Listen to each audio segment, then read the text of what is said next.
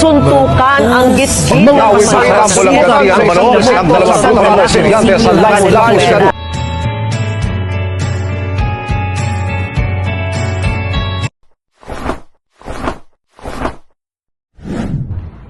Minsan, ang simpleng hindi pagkakaintindihan ay maaring mauwi sa malaking problema.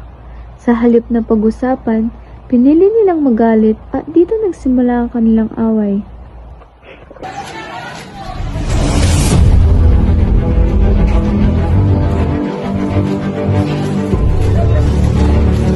May problema ka ba sa akin? May problema ka ba?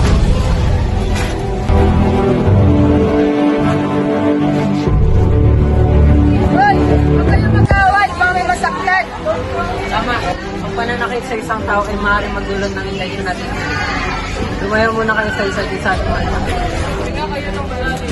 Hindi kailangan ng karahasan para malutang sa problema. Ako, hindi ko alam kung paano ko i-controlin ang aking galit sa iyo!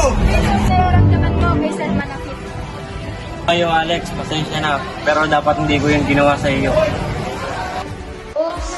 Fighting can cause injuries. And the last, choose peace over the violence. Tumatawa si Pano. Sweet, sinabi na ako. Sila na hindi pagkakaintindihan. Pero pinigilan naman. Sila naman namin na mas mabuti kumalma at sabihin,